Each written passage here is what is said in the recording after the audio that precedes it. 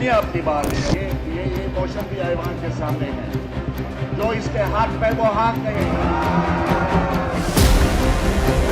Police की एक मर्जी।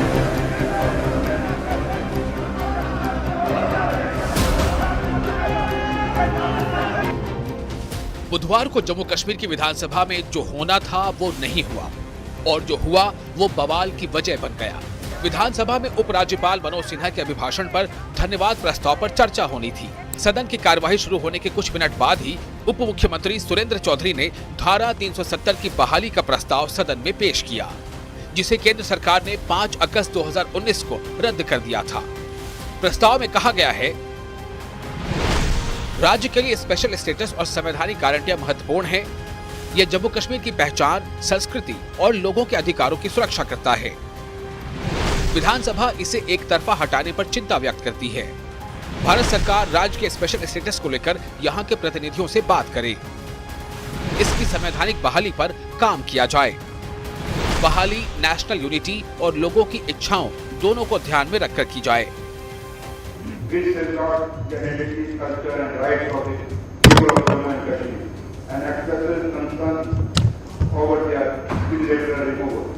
This assembly calls upon the government of India to initiate dialogue with elected representatives of people of Jammu and Kashmir for restoration of special status, constitutional guarantees, and to work out constitutional mechanism for restoring these provisions.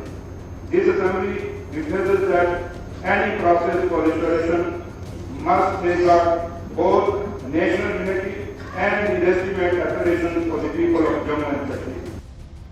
सदन में प्रस्ताव पेश होते ही BJP के विधायक हंगामा करने लगे। प्रस्ताव की प्रतियां फाड़ते हुए नारेबाजी भी करने लगे। हंगामा करते हुए वेल तक जा पहुंचे, मगर प्रस्ताव पारित हो गया और स्पीकर ने सदन की कार्यवाही स्थगित कर दी। कुछ देर बाद कार्यवाही फिर शुरू हुई तो बीजेपी विधायक स्पीकर गो बैक के नारे लगाने लगे।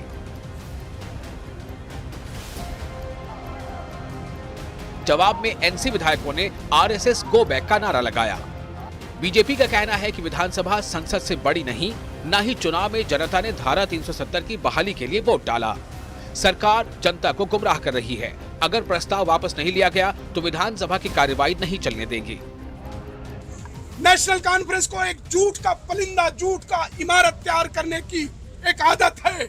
कश्मीर के लोगों को गुमराह करने की, बेवकूफ बनाने की एक आदत है, क्योंकि ये जो सड़कों की सियासत करते थे, गरीबों के लोगों को 370 के नाम पे, ऑटोनॉमी के नाम पे, जमात इस्लामी के नाम पे सड़कों पे लाते थे।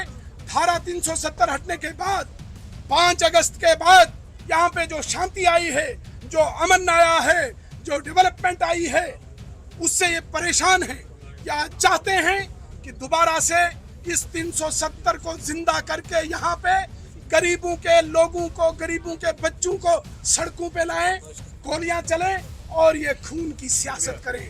शोर शराबे के बीच में उसको पास किया जाना। और सबसे बड़ी बात यह है कि प्रदेश में जम्मू के हित में वोट लेने वाले इंडिविजुअल ने इस रेजोल्यूशन को जो है वो रखा है। मेरा मानना है कि एक इतिहास का हिस्सा बन चुकी 370, और आप सब भी जानते हैं परिस्थितियां भी ऐसी हैं, उनको भी पता है कि 370 जो है वो वापस नहीं आ सकती। लाइमलाइट में रहने के लिए ये लोग, यहाँ का वातावरण खराब करने के लिए ये लोग हमेशा से कार्यरत रहे हैं। सदन में पारित प्रस्ताव के विरोध में बीजेपी के कार्यकर्ता सड़क पर भी उतरे तो महबूबा मुफ्ती भी सरकार के समर्थन में उतर आई, लेकिन ये कहते हुए कि हमारे विधायक वहीद पर्रा ने तो ये प्रस्ताव 4 नवंबर को सदन की कार्यवाही के पहले दिन ही पेश कर दिया था। पीडीपी का रेजोल्यूशन था वो बेहतर था। ये जो आज सरकार की तरफ से रेजोल्यूशन आया है, इसकी लैंग्वेज बेहतर हो सकती थी कि इसमें ये कहा जा सकता था, जैसे पीडीपी रेजोल्यूशन में था कि जो 2019 में फैसला किया गया हम उसकी मुखालिफत करते हैं, उसको कंडेम करते हैं, और साथ ही में ये कहा जाता कि ये जो हाउस है ये रिजॉल्व करता है कि जम्मू कश्मीर का स्पेशल स्टेटस 370-35A को रेस्टोर किया जाना चाहिए ओरिजिनल पोजीशन में, बजाय ये कहने के कि हमें फिक्र हो रही है, हमें कंसर्न है, एक डायलॉग होना चाहिए और उसके बाद मुल्क की जो यकजहती को, उसको, इसमें मुल्क की यकजहती और इसमें क्या आपस में क्या कनेक्शन है?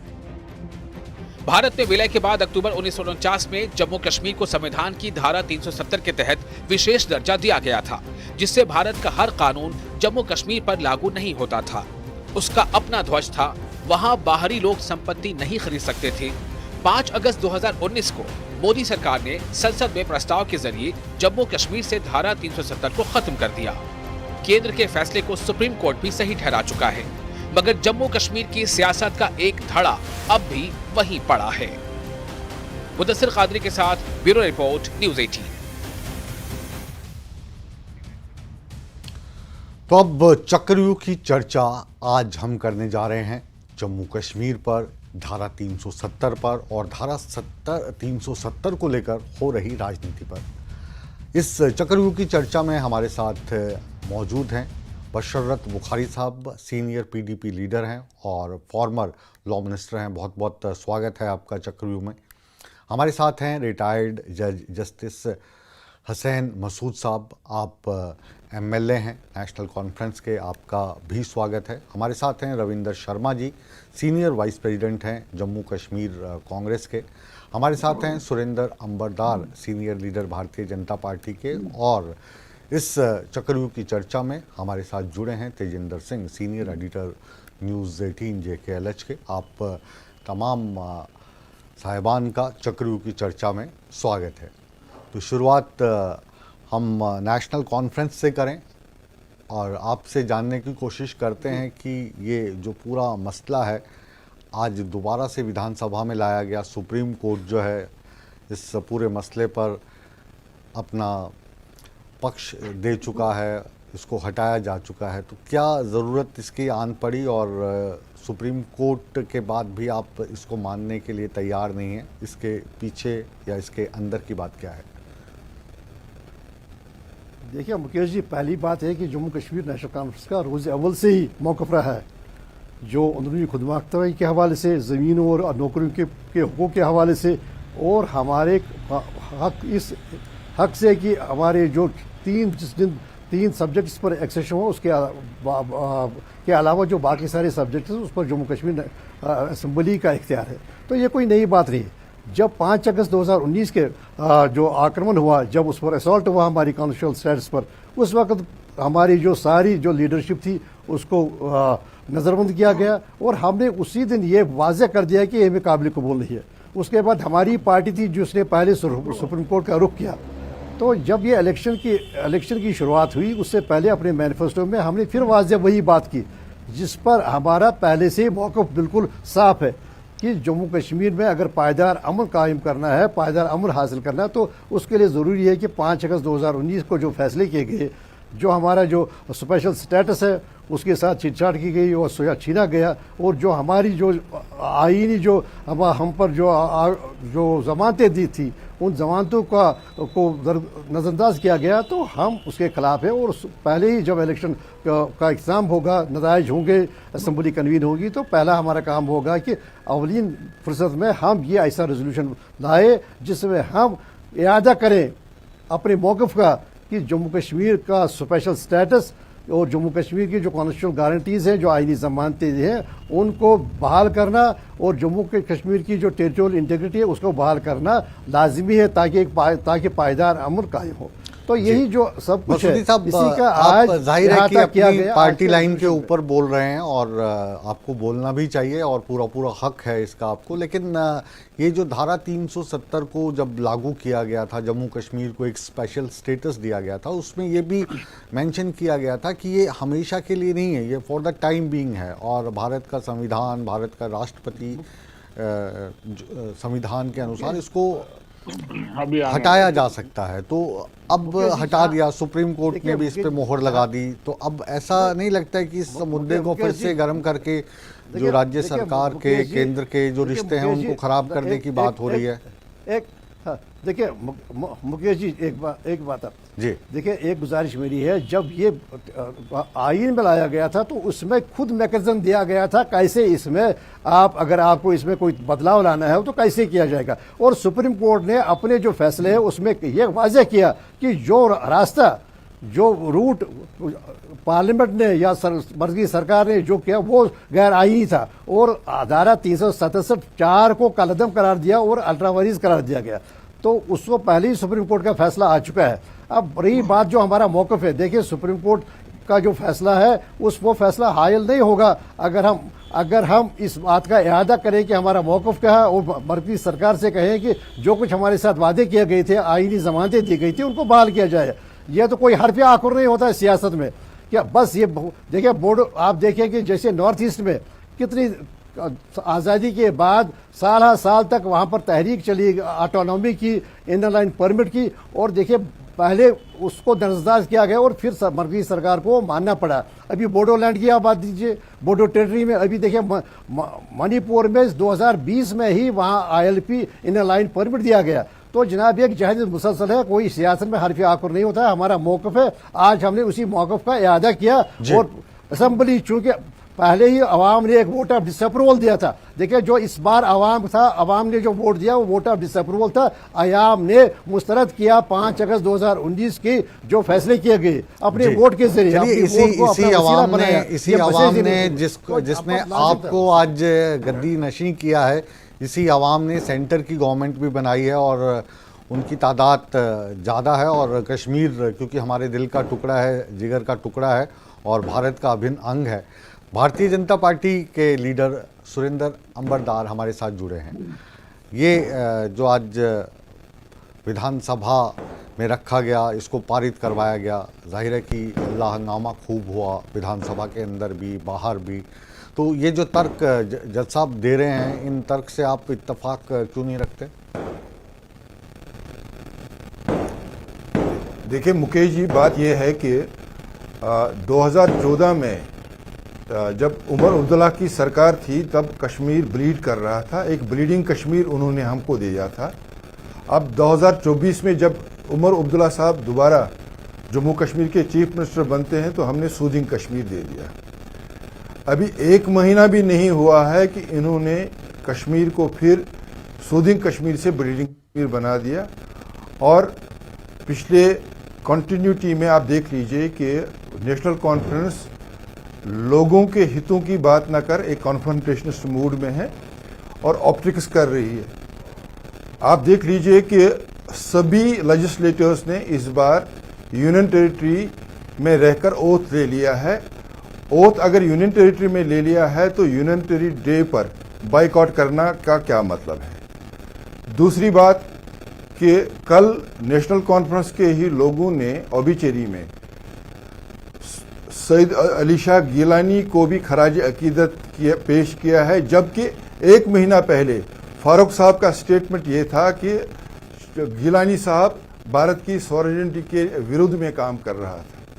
और आज एक अनडेमोक्रेटिक तरीके से उन्होंने कॉन्स्टिट्यूशन को वायलेशन की है, क्योंकि जो मैंडेट जम्मू कश्मीर असेंबली के पास नहीं है, जो मैंडेट भारत के पार्लियामेंट के पास है और जिस मैंडेट को भारत के पार्लियामेंट ने पास किया है और उस पर प्रेसिडेंशियल ऑर्डर भी है, ऐसे मुद्दों को लेकर ये जम्मू कश्मीर में एक भ्रम फैलाने का काम कर रहे हैं। और टेसिटली जिस तरह से फारूक साहब का एक रिसेंट स्टेटमेंट आया है कि टेररिज्म को लेकर, कुछ घटनाओं को लेकर एक इंडिपेंडेंट प्रोब किया जाए, ये एक टेसिटली फिर कश्मीर को अंधकार में, कश्मीर को अंधेरे में वापस लाने का काम है, जो पिछले 5 साल से जम्मू कश्मीर के लेफ्टिनेंट गवर्नर साहब ने, भारत के गृह मंत्री और प्रधानमंत्री जी ने लाखों टूरिस्ट्स कश्मीर भेजे हैं।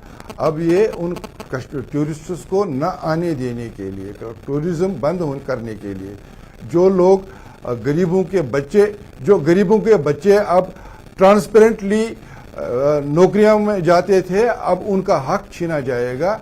और जिस तरह से इन्होंने एक सिंबॉलिक रिप्रेजेंटेटिव को ये मैंडेट ये असेंबली में बोलने के लिए इस इशू को एक्सप्लॉइट किया है, ये इतिहास में ठीक नहीं जाएगा। और अगर वापस लौटूंगा आपके पास, एक बार रुक करते हैं। बशरत बुखारी साहब का, आप पीडीपी के सीनियर लीडर हैं और फॉर्मर लॉ मिनिस्टर भी हैं। वापस लौटेंगे आपके पास अंबरदार साहब। जनाब, आपसे हम जानना चाहेंगे बुखारी साहब, क्योंकि आप लॉ मिनिस्टर भी रह चुके हो, आप संविधान को बहुत अच्छे से समझते हो, तो आज जो विधानसभा में हुआ, कानून की दृष्टि से आप इसे संवैधानिक मानते हो, असंवैधानिक मानते हो? इस पर आपकी व्यक्तिगत टिप्पणी के साथ साथ जो आपकी पार्टी की लाइन है उसको हम जानना चाहेंगे, क्योंकि लॉ मिनिस्टर के तौर पर अभी आप सभी कायदे कानून से बहुत अच्छे तरीके से परिचित हैं और जानते हैं कि इस मसले में इमोशनल बयान ना देकर आप तार्किक जो बयान होगा आप लॉजिक के साथ हमें समझाने की कोशिश करेंगे। आपका बहुत बहुत शुक्रिया। लेकिन सबसे पहले मैं, आप कहते हैं कि कानूनी तौर पे, आईनी तौर पे अगर इस पे ही बात करनी है जी, तो जब ये चीजें हमसे छीनी गई तो ये सारी गैर आईनी थी। उस वक्त किसी को आईन और कानून याद नहीं आया, किस तरह से हमसे सारा छीना गया। आपको याद होगा, पता नहीं आपको याद हो ना हो याद, उस वक्त यहाँ पे सत्यपाल मलिक साहब थे गवर्नर जी, और सत्यपाल मलिक साहब ने रिकमेंड कर लिया कि इसको हटाया जाए, जबकि ये काम कॉन्स्टिट्यूएंट असेंबली का था, जो आज की तारीख में या उस दिन भी नहीं थी। वो 1950 में बनी थी, फिर आईन बना के खत्म हो गई। ये काम कॉन्स्टिट्यूएंट असेंबली का था। अब सत्यपाल मलिक ने या गवर्नमेंट ऑफ इंडिया ने जब सत्यपाल मलिक साहब से वो परवाना ले लिया, उसका क्या मतलब है? उसका ये मतलब है कि सत्यपाल मलिक साहब ने उस दौर के लोगों को रिप्रेजेंट कर लिया जो उस वक्त कॉन्स्टिट्यूएंट असेंबली के दौरान वोटर थे।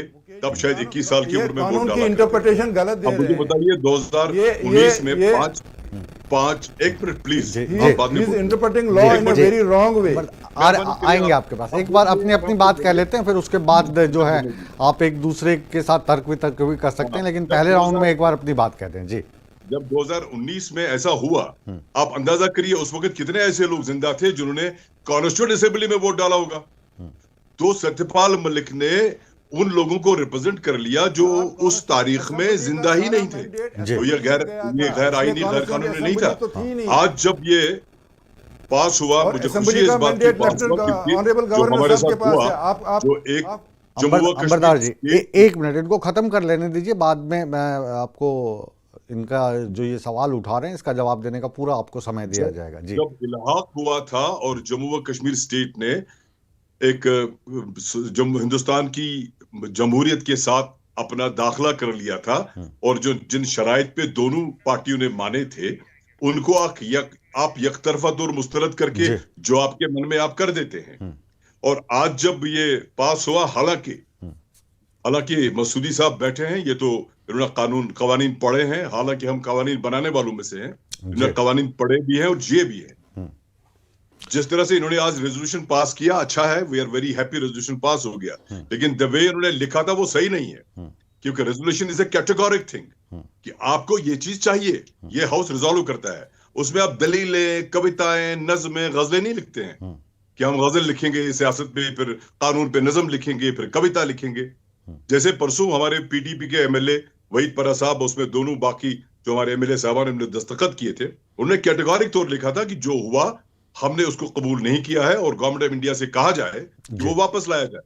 आज जब रेजोल्यूशन उन्होंने पास कर दिया, इनको चाहिए था वही लैंग्वेज इस्तेमाल करना, क्योंकि रेजोल्यूशन इज ऑलवेज कैटेगोरिक, इसमें आप वो नहीं दाएं फिर बाएं फिर आगे फिर पीछे ऐसा नहीं करते हैं।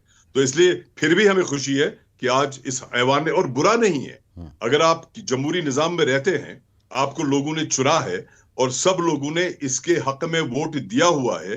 हालांकि हमारी पार्टी के 3 ही लोग आए, मैं खुद हार गया इलेक्शन, लेकिन 3 ही लोग आए, बाकी एनसी को वोट दे दिया।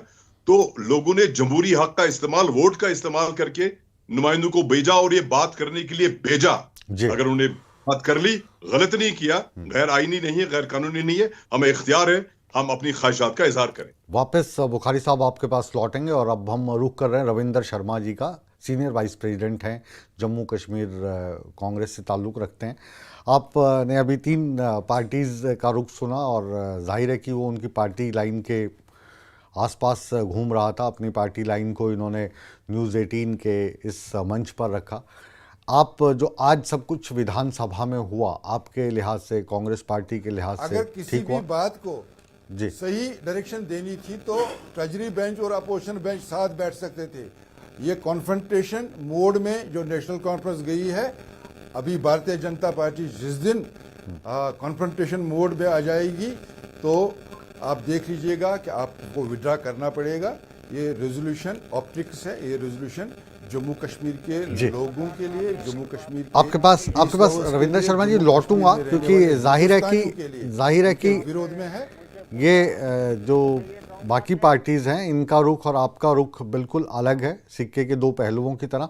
तो एक बार सबका जान लेते हैं, उसके बाद इनके जितने भी जवाब देने हैं वो आप ही को देना होगा। तो थोड़ा सा इंतजार कर लीजिए। एक बार हम रविंदर शर्मा जी को आमंत्रित कर रहे हैं इस चक्रव्यूह की चर्चा के मंच पे। क्या कहना है जी आपका?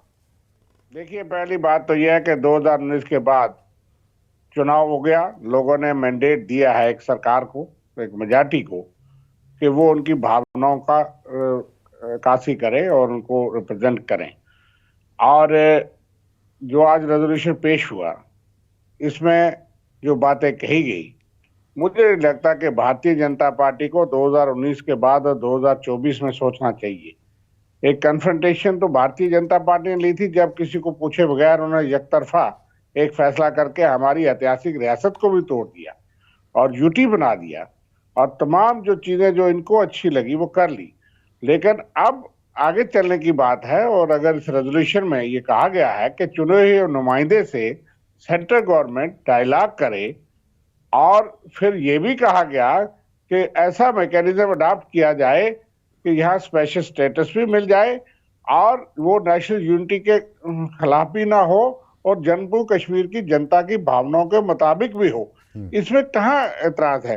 आपके दो सहयोगी, मैं इनको याद दिलाऊंगा, नीतीश कुमार, चंद्रबाबू नायडू, आंध्र प्रदेश और बिहार के लिए स्पेशल स्टेटस मांगते हैं। स्पेशल स्टेटस के कई पहलू हैं और हम आगे बढ़ चुके हैं। चंद्रबाबू नायडू जी को और नीतीश कुमार को स्पेशल स्टेटस मिल चुका है। सर थोड़ा ज्ञानवर्धन कीजिए। हमारे पड़ोस हिमाचल प्रदेश में भी कोई स्पेशल स्टेटस है, नॉर्थ ईस्टर्न स्टेट में भी स्पेशल स्टेटस है। क्या स्पेशल स्टेटस है हिमाचल का, थोड़ा सा बताइए। देखिए, स्पेशल स्टेटस है, नहीं, हिमाचल प्रदेश के बारे में बात कर रहे हैं, आप बताइए क्या स्पेशल स्टेटस वहां को मिला हुआ है।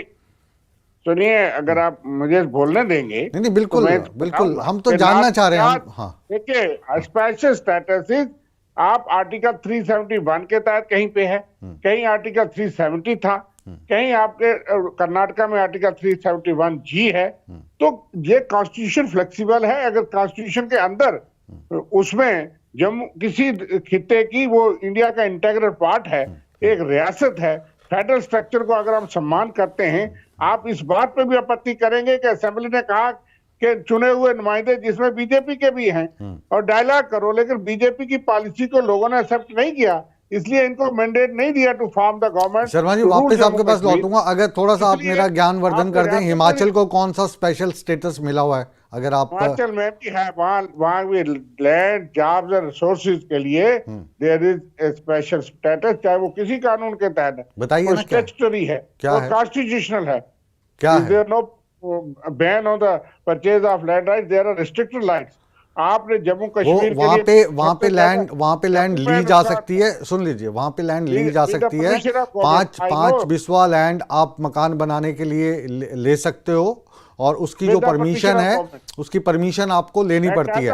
आपकी पार्टी की, एक मिनट सुन लीजिए ना, सुनिए, आप ही की पार्टी की प्रियंका गांधी को वहां पे लैंड दी गई है ना, उन्होंने अपना घर बनाया है ना, और ये जो लैंड उनको दी थी, ये उस वक्त के तत्कालीन मुख्यमंत्री प्रोफेसर प्रेम कुमार धूमल ने उनको दी थी। मुकेश जी, मैं ये कह रहा हूँ, हाँ, नहीं, प्रियंका गांधी का घर है हिमाचल में या नहीं है? एक मिनट, नहीं शर्मा जी, ऐसे नहीं, हम तर्क के आधार पे बात कर रहे हैं ना। प्रियंका गांधी का घर हिमाचल में, शिमला में है या नहीं है? अगर है तो वो तो हिमाचल की नहीं है, तो लैंड मिली ना। और ऐसे में आपको सैकड़ों नहीं हजारों केस बता दूंगा। तो ये वाला तर्क आपका गलत है। 118 की परमिशन लगती है उसके लिए। नहीं, कोई सुनिए, 118 मैं भी जानता हूँ, मैं भी कानूनदान हूँ, लेकिन वहां प्रोविजन है, क्यों है? Himachal is a tourism state, neighbouring Himachal, Punjab, और इसलिए वहां रिस्ट्रिक्शन है। गवर्नमेंट की परमिशन के बगैर आप वहां नहीं रह सकते। जम्मू कश्मीर तो एक स्पेशल सर्कमस्टांसिस में, जिन्होंने टू नेशन थ्योरी को रिजेक्ट करके हिंदुस्तान के सैकड़ों देश के साथ इलाहा किया। आपको Jammu Kashmir government of India को पसंद नहीं, नॉर्थ ईस्ट में क्यों हो फिर? चलिए हम सौहार्दपूर्ण तरीके से ये जो पूरा मसला है इसको डिस्कस कर रहे हैं, किसी को गलत ठहराने का इरादा हमारा नहीं है। तेजेंद्र सिंह सोढ़ी जी के पास चल रहे हैं इस वक्त, हमारे JKLH के सीनियर एडिटर हैं। आपने चारों जो पार्टी हैं इनके नुमाइंदों को सुना, तो इसका जो लबो लबाब है वो आप क्या निकालते हो, और आज की तारीख में जो ये जम्मू कश्मीर असेंबली में जो हुआ है इसका आने वाले समय में जम्मू कश्मीर में, लद्दाख में या देश के बाकी हिस्सों में इसका असर क्या होगा आपके हिसाब से? देखिए मुकेश जी, जितनी भी पॉलिटिकल पार्टीज हैं या उनके रिप्रेजेंटेटिव यहाँ पर हैं, एक बात तो वो भी ये भली भांति जानते हैं कि 370 जो है वो डन एंड डस्टेड है। चाहे कितनी भी रेजोल्यूशंस पास हो जाएं वो वापस नहीं आना है।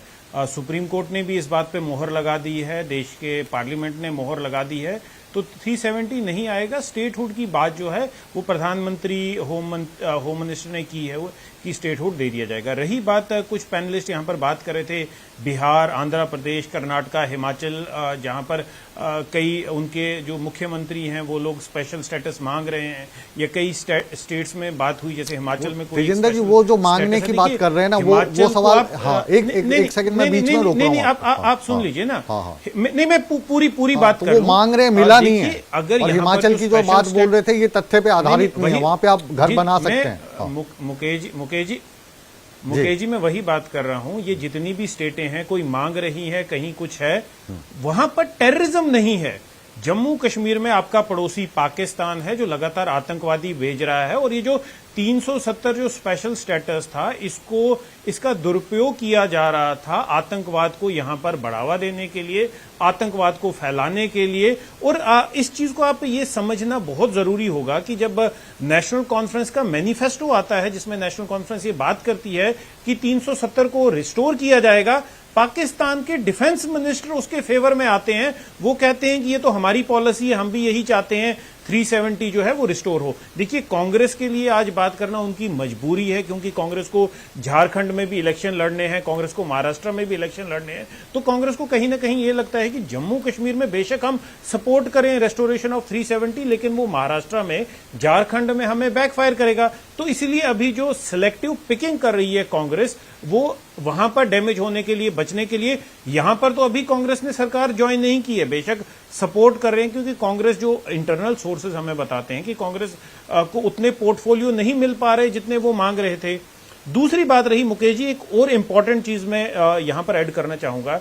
देखिए, क्या आपने किसी दुनिया के किसी भी हिस्से में ऐसी एग्जाम्पल देखी है कि 70 साल से लोग वहां पर रह रहे हैं, जो अपना प्राइम मिनिस्टर चुन सकते हैं, जो अपना मेंबर पार्लियामेंट चुन सकते हैं, लेकिन उनको वो हक नहीं है कि वो अपनी लोकल इलेक्शन में काउंसलर को चुन पाएं।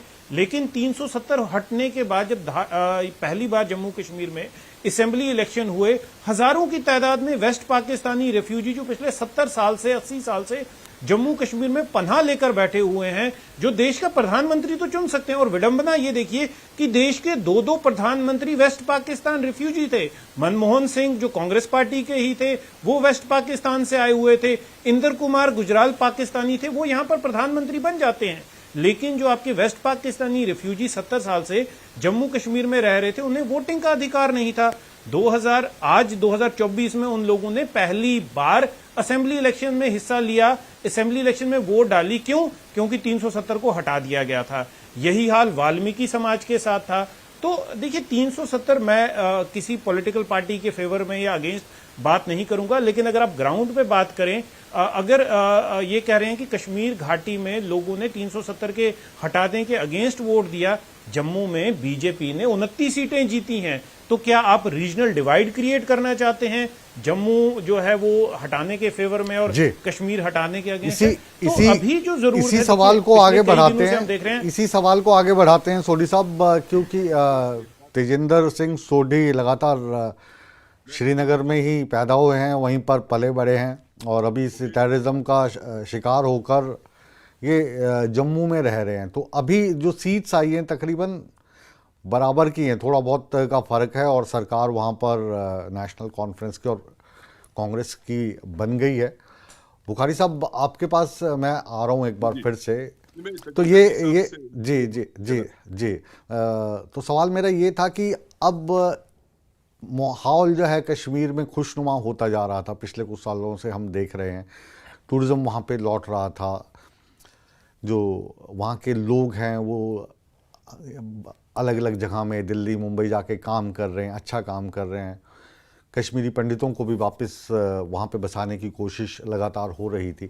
तो अब क्योंकि वहाँ पे सरकार भी चुन ली गई है, एक संविधान एक देश एक झंडा, इस नारे को लेकर हम चल रहे हैं, तो इसमें अब कौन सी अड़चन ऐसी पैदा हो गई कि 370 आपको चाहिए ही चाहिए, ये नहीं होगी तो कश्मीर प्रगति नहीं कर पाएगा। बल्कि तो इससे तो ये लगता कि जो केंद्र सरकार ने जो कदम उठाया, सुप्रीम कोर्ट ने जिस पे मोहर लगाया, तो अगर आप इसको सपोर्ट नहीं करेंगे तो रिलेशन केंद्र के साथ थोड़े ख़राब ही होते हैं, और कानूनी दृष्टि से देखें तो सुप्रीम कोर्ट से बड़ा हमारे यहाँ पे कोई दायरा नहीं है जो इस पर टिप्पणी कर सके। मुकेश जी, मुझसे मैं बात कर सकता हूँ? जी जी। सबसे पहली बात यह कि ये जो तेजिंदर जी साहब ने बोला, वेस्ट पाकिस्तान रिफ्यूजीज के साथ हमारी हमदर्दी हो सकती है, मेरी भी हो सकती है, ऐसा कुछ नहीं है, लेकिन फैक्ट गलत नहीं होना चाहिए। जब मुल्क बट गया, पाकिस्तान बन गया, उस वक्त रियासत जम्मू व कश्मीर अलग स्टेट थी। हमारा उस वक्त इनके बंटवारे से या पार्टीशन से कोई ताल्लुक नहीं है, न नाता है। अगर इन्होंने, इनके लीडरों ने, चाहे वो पाकिस्तान के लीडर हैं या हिंदुस्तान के लीडर हैं, उन्होंने फैसला कर लिया कि 2 मुल्क बन जाएंगे, तो इन दोनों मुल्कों को चाहिए था कि जो इनके लोग हैं, जो रिफ्यूजीज हैं, उनको पनाह दें। ये हमारी जिम्मेदारी नहीं थी। हम अक्टूबर में हिंदुस्तान के साथ चले गए हैं। मुल्क आजाद और बंटवारा हुआ 14 अगस्त 1947 को। दैट वे ये हमारी रिस्पॉन्सिबिलिटी नहीं थी। जिन लोगों ने मुल्क का बंटवारा माना, हिंदुस्तान की लीडरशिप ने, उनको चाहिए था कि जितने भी लोग वहां से आ गए हैं, उनको कहीं पे 5-10 हजार कनाल देके उनको आबाद कर लेते। वो आगे जम्मू में, उस वक्त हम आपका हिस्सा थे ही नहीं। आप वो इल्जाम भी हमारे सर धर लेते हैं कि हम ही ने सब कुछ कर दिया। हमारी उनके साथ हमदर्दी हो सकती है, लेकिन हमारी रिस्पॉन्सिबिलिटी नहीं थी, आज भी नहीं है हमारी। वो मेरा दिल उनके साथ है, लेकिन जहां तक उसूल की बात है, हमारी नहीं है। आपने उसको भी जोड़ दिया हमारे साथ। अब उधर भी हम गुनहगार हैं, हमारा जैसा गुनहगार कोई है नहीं है। आप ऐसे कैसे हो सकता है भाई? बुखारी साहब थोड़ा सा और एक्सप्लेन करके आप समझाइए। मतलब आप नहीं, आप बिल्कुल, मतलब आप क्या, आप बोलने दीजिए या मैं निकल जाऊंगा। नहीं निकलिए मत, मैं समझना चाहता हूँ। हाँ जी, सुनिए मेरी बात। आपने टूरिज्म की बात की जी, बस 5 अगस्त 19 के बाद ही टूरिस्ट आया, उससे पहले नहीं आता था क्या? ये कौन सी बात करते हैं आप? क्या सुनाते हैं पूरे मुल्क के लोगों को? मैं भी मिनिस्टर रहा हूं, ये हमारे एमएलसी थे, हमारे ये बीजेपी के लीडर। टूरिज्म यहां था, हमारे सामने था। अब आप उसमें यात्री भी जोड़ें, श्री अमरनाथ जी यात्रा के यात्री या श्री माता वैष्णो देवी जी के, तो जोड़ दीजिए। ऐसा लगता है कि हम खाना नहीं खा रहे थे, आज 5 अगस्त के बाद हम खाना खा रहे हैं। मैं अभी चाय पी रहा था, मैं पहले नहीं पी रहा था, अभी चाय पी रहा हूं। ये इतनी बातें क्या बोल रहे हैं आप लोग? किसको सुना रहे हैं? टूरिज्म की अगर आप बात करें बुखारी साहब, बहुत हम अच्छे उसमें बातचीत कर रहे हैं। हाँ, टूरिज्म जो है, कश्मीर जो है वो हमारे हिंदुस्तान के सिर का ताज है, और खूबसूरत किसी राज्य को मानते हैं आप, जो यूनियन टेरिटरी है वो कश्मीर ही है। वो अगर कहते हैं कि हम ज़मीन पे कहीं जन्नत है तो कश्मीर ही है। फिल्मों में लोग इसको देखते थे तो कश्मीर ही है। लेकिन वो सारी चीज़ें धीरे करके आतंकवाद के चलते छिनती चली गई। आप इस बात, आतंकवाद, आपने टेररिज्म भी 370 पे छोड़ दिया, तो अगर 370 आपने खत्म कर दिया तो फिर भी लोग मर रहे हैं। ऐसा लगता है कि 370 में कोई रूल या कोई शिक ऐसी थी कि उसमें आपको टेररिज्म के साथ जाना है। क्या बातें कर रहे हैं आप लोग? किसको सुना रहे हैं आप लोग? आपको लगता है कि जम्मू कश्मीर, बिलखुसूस कश्मीर में या सारे जम्मू कश्मीर में सारे बेवकूफ लोग बैठे हैं? किसी को तारीख का पता नहीं, हिस्ट्री का पता नहीं। आप जैसे बेलना चाहें बेल लें, जैसे आप पराठे बनाना चाहें बना लें, जैसे आप पेड़े बनाना चाहें बना लें। सुना दें मुल्क के लोगों को। अंबरदार साहब आपसे मुखातिब हैं। आप नहीं बोल पाएंगे जी, अंबरदार साहब आपसे मुखातिब हैं। आप दोनों एक दूसरे के साथ बातचीत कर सकते हैं। अंबरदार जी सुनिए, मेरी अर्ज सुनिए जी जी। देखिए मुकेश जी, साफ सीधी बात है कि जो, अच्छा एक मिनट रुक जाइए अंबर जी, इनको पूरा करने दीजिए बुखारी साहब। जी जी, You are a very decent guy, जो but गलत बात है। जो गलत बात। जी जी, अंबरदार जी आपसे मुखातिब हैं और आप दोनों इस वक्त स्क्रीन शेयर कर रहे हैं न्यूज़ 18 जम्मू कश्मीर हरियाणा हिमाचल की। जी, मैंने काउंसिल में इनके सवालों का जवाब दिया हुआ है। आर्टिकल 370 कॉन्स्टिट्यूशनली एक जी। टेम्परेरी प्रोविजन था, वो चला गया, रिस गया, घिस गया, खत्म हो गया, सिर्फ ऑप्टिक्स चल रही है। तीसरी बात कि जो कश्मीर के सियासतदान धारा 370 को लेकर इस मुद्दे को नया कफन पहनाकर उसको जिंदा करने की कोशिश कर रहे हैं, तो मैं ये बता रहा हूँ कि अब ये धारा 370 किसी भी कीमत पर किसी भी ऑक्सीजन से जिंदा नहीं हो रहेगा। जी, आपकी आवाज़ जो है अंबरदार जी ये ठीक नहीं मिल पा रही है। वापस आपके पास हम लौटेंगे। एक बार फिर से हम रुख कर रहे हैं शर्मा जी का, कांग्रेस के वरिष्ठ नेता। शर्मा जी, ये जो कश्मीर में रवैया है, आप एनसी के पार्टनर हैं, यहाँ पर सरकार को सपोर्ट कर रहे हैं, तो और जो कश्मीर का रवैया आप कश्मीर में दिखा रहे हैं और हिंदुस्तान के दूसरे हिस्सों में, क्या ये चल सकता है? हाँ जी, देखिए, क्यों नहीं चल सकता। हम फेडरल स्ट्रक्चर और फेडरल कॉन्स्टिट्यूशन में बिलीव करते हैं। मैंने मिसाल इसलिए दी कि अगर फेडरल स्ट्रक्चर और फेडरल कॉन्स्टिट्यूशन हमारा फेडरल ना होता तो किसी एक राज्य को ये अधिकार नहीं होता कि वो एक अलग किस्म का कानून हो। किसी आर्टिकल 371 के तहत नॉर्थ ईस्टर्न स्टेट या किसी और राज्य को कोई special provision, there should be one constitution uniform. लेकर 10 साल से बीजेपी है, उस कॉन्स्टिट्यूशन में ये ताकत है। You can accommodate the aspirations of the people of different parts of the country within the framework of the Indian Constitution। इस रेजोल्यूशन में ऐसी कोई ऑफेंसिव लैंग्वेज नहीं है जिसने कहीं पे सुप्रीम कोर्ट के तौहीन हो, कहीं एक्सप्रेसली 370 जो उसकी बात है, स्पेशल अधिकार जो हैं जमीन, नौकरी और रिसोर्सेज, क्योंकि ये और भी ज्यादा जरूरी हो जाता है कि हम आतंकवाद के शिकार हैं। हमारे साथ पाकिस्तान साजिश करता है। 47 से उसने बर्दाश्त नहीं किया कि जम्मू कश्मीर के 80% मुस्लिम मेजॉरिटी स्टेट ने सेकुलर हिंदुस्तान को चुना और पाकिस्तान को नहीं चुना। हमें जम्मू कश्मीर का मुल्क को ज्यादा ख्याल रखना चाहिए। आइन के तहत कोई आइन से बाहर कोई चीज नहीं मांग रहा। आप कहते हैं डायलॉग, होम मिनिस्टर कहते हैं हम डायलॉग करेंगे अपने लोगों से, पाकिस्तान से नहीं करेंगे। पाकिस्तान जाते हैं लाहौर प्रधानमंत्री जी, बिन बुलाए भी जाते हैं, लेकिन पिछले सरकारों पर सवाल उठाते हैं। ठीक है, हमने कभी नहीं कहा कि आप जम्मू कश्मीर के असेंबली के चुने हुए नुमाइंदों से बात नहीं करना चाहते और उस पर भी पुतले जलाते और आपत्ति है। उन्होंने कब कहा कि कश्मीर के नुमाइंदों से बात नहीं करेंगे? अभी आपके उमर अब्दुल्ला साहब, ये रेजोल्यूशन के खिलाफ प्रोटेस्ट करने का मतलब क्या है? जम्मू में बीजेपी पुतले जलाती है, इसका मतलब क्या है?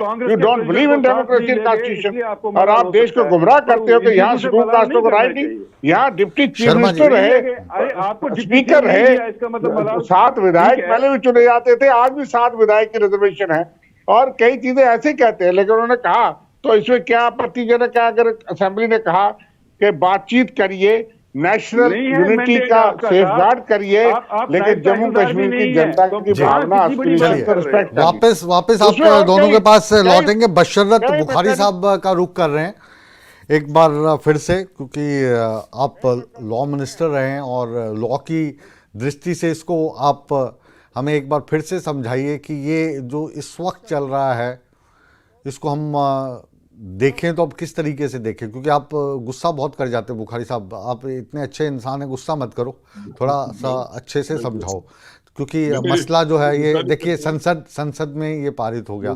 370 को ख़त्म करने का अधिकार था, कोर्ट ने उस पर मोहर लगा दी।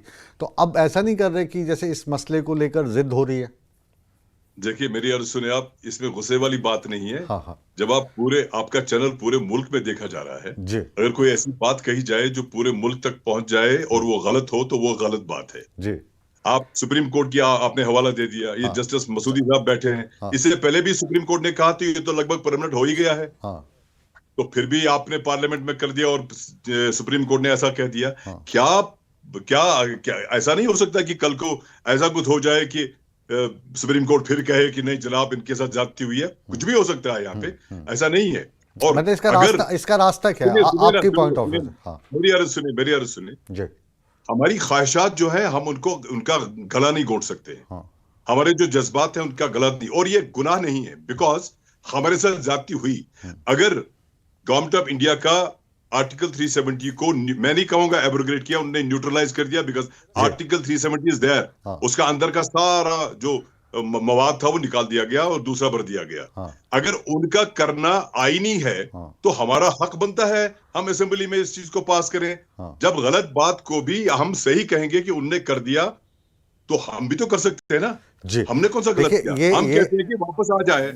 एक चीज हुआ इसमें, एक चीज हुई इसमें, इन्होंने जो आज ये रेजोल्यूशन पास किया उसमें इन्होंने लिखा कि हम नुमाइंदों से, गवर्नमेंट ऑफ इंडिया नुमाइंदों से बात करे, जो नेशनल कॉन्फ्रेंस ने लाया, उन्होंने गलत लाया ये। इनको सीधा कहना था इसको वापस कर दीजिए, बिकॉज जब उन्होंने किसी से हमसे बात नहीं की लेते हुए, अब हम उनको कहते हैं कि आप हमसे बात कर लीजिए देने पे। यार कह दो, सीधा दे दो, खत्म बात।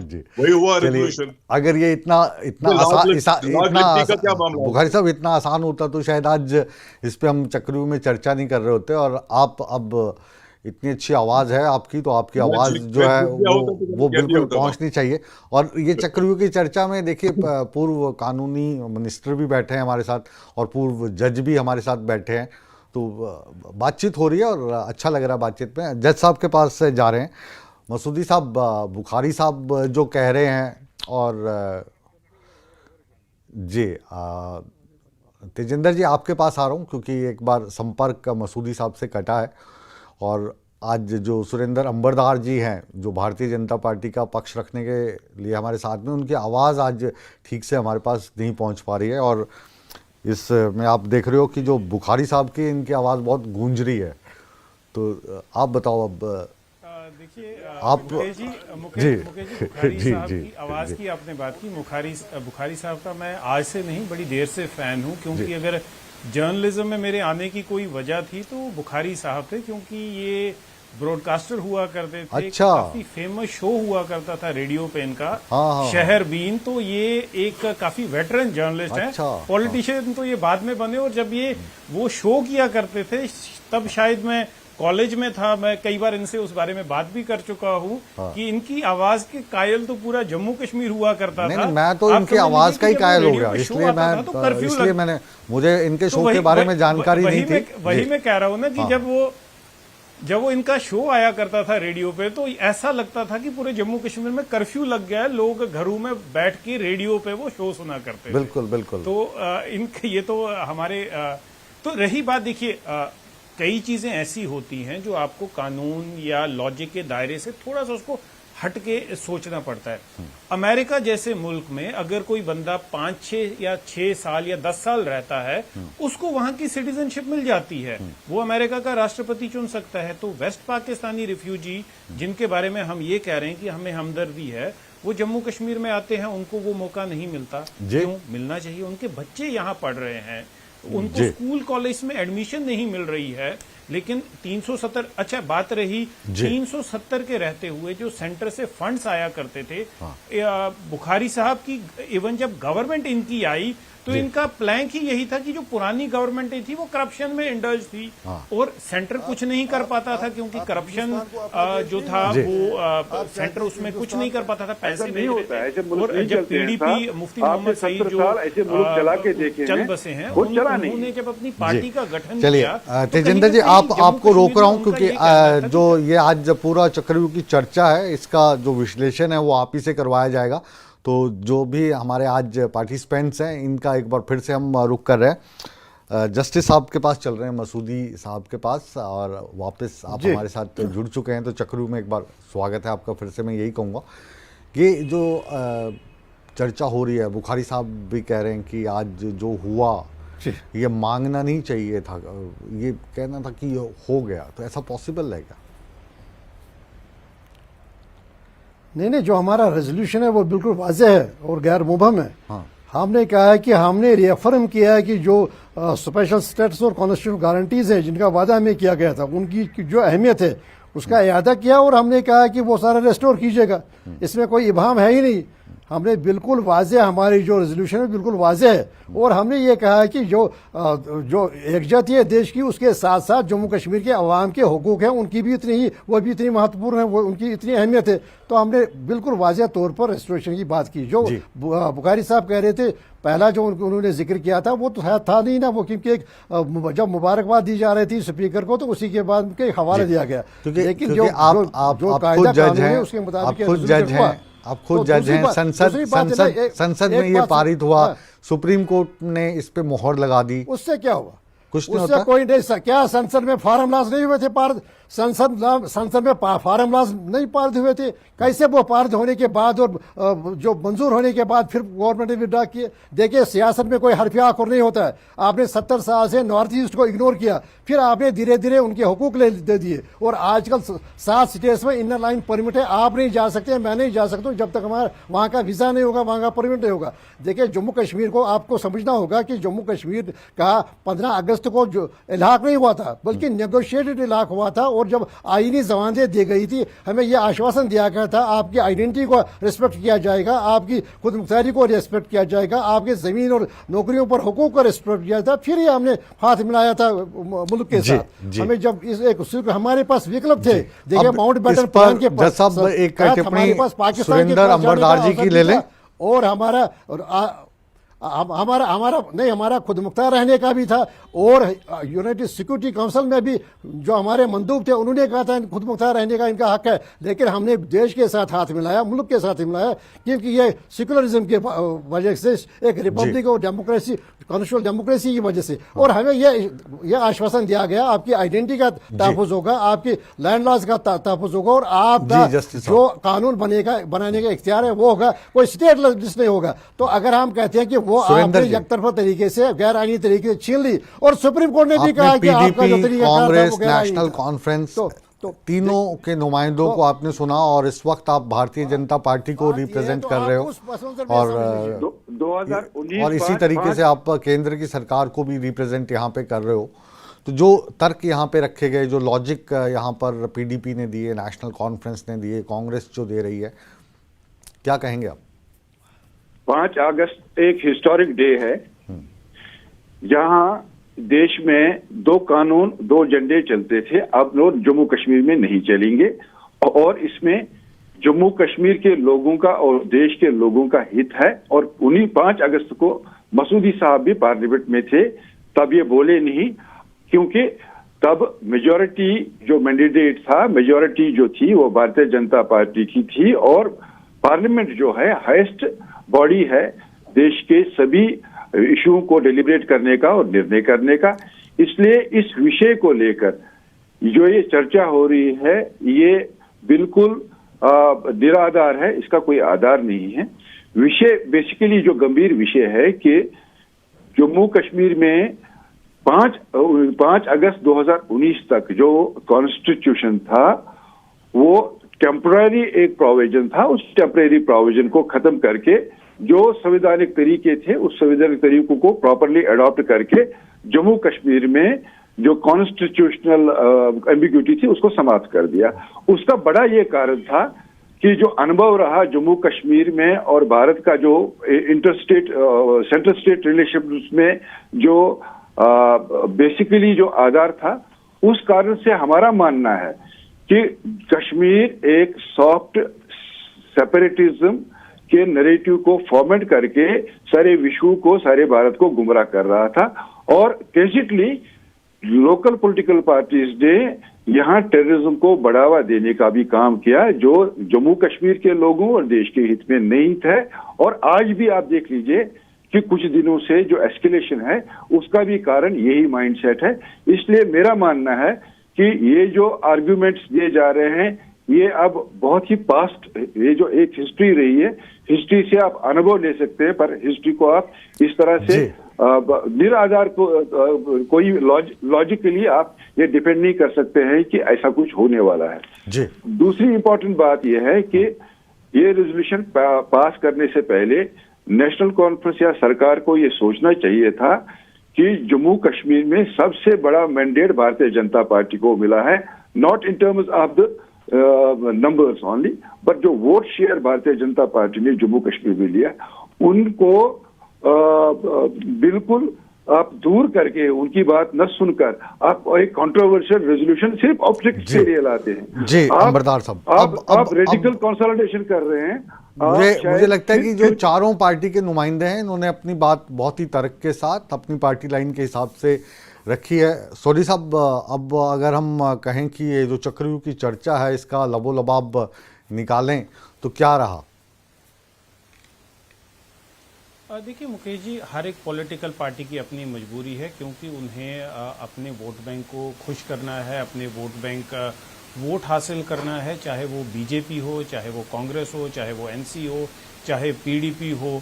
लेकिन आप देख लीजिए, फैक्ट्स पे बात करते हैं, और ये फैक्ट जो है देश के पार्लियामेंट में ये सामने लाए गए हैं कि जब से धारा 370 को हटाया गया है, जम्मू कश्मीर में आए दिन जहां पर पत्थरबाजी होती थी, वो पत्थरबाजी की कोई भी घटना कश्मीर घाटी में कहीं नहीं हुई।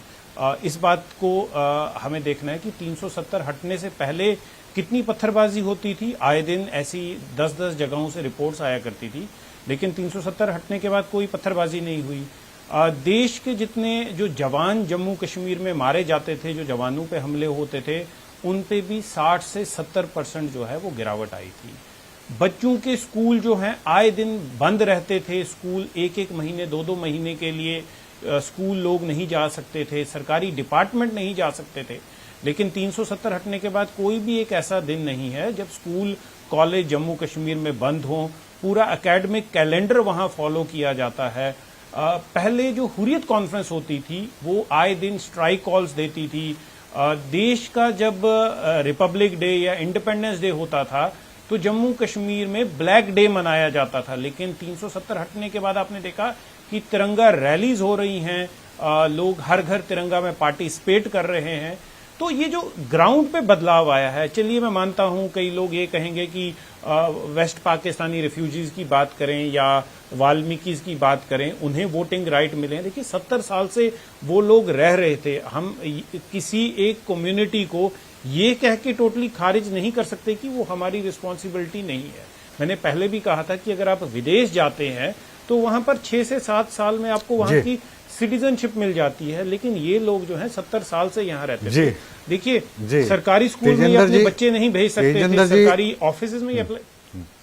अब जो चक्रव्यूह की चर्चा है इसको विराम देना होगा, लेकिन जो मसला वहाँ पे छिड़ा है जाहिर है कि इसको इतनी आसानी से विराम मिलने वाला नहीं है। और जो हमारे आज मेहमान जुड़े, आप सबसे मिलकर खुदा की कसम कहिए या राम की कसम कहूँ या वाहेगुरु जी की, मज़ा आ गया और दिल खुश हो गया। आप इसी तरीके से हमसे जुड़ते रहिए और अपने दिल की बात कहते रहिए। और बुखारी साहब, आपकी तो जो आवाज़ है उसके हम वाकई कायल हो गए हैं। बहुत मज़ा आया आपके साथ। और रविंदर शर्मा जी, आपने भी कांग्रेस का पक्ष बहुत अच्छे से रखा और जज साहब ने कानूनी बारीकियों को हमें समझाया और पूरी तवलीनता के साथ अंबरदार साहब ने भारतीय जनता पार्टी का और केंद्र सरकार का रुख रखा और इन सबको बहुत अच्छे से आपके सामने इसका विवेचना की, विश्लेषण किया तेजिंदर सिंह सोडी ने। तो आप तमाम मेहमानों का और सोडी साहब का तहे दिल से हम शुक्रिया अदा करते हैं। चक्रव्यूह को अब यहीं पर विराम देते हैं, लेकिन आप कहीं मत जाइए, बने रहिए हमारे साथ, क्योंकि न्यूज़ 18 जम्मू कश्मीर, लद्दाख, हरियाणा, हिमाचल पर खबरों का सिलसिला हमेशा की तरह बदस्तूर जारी है। बने रहे हमारे साथ।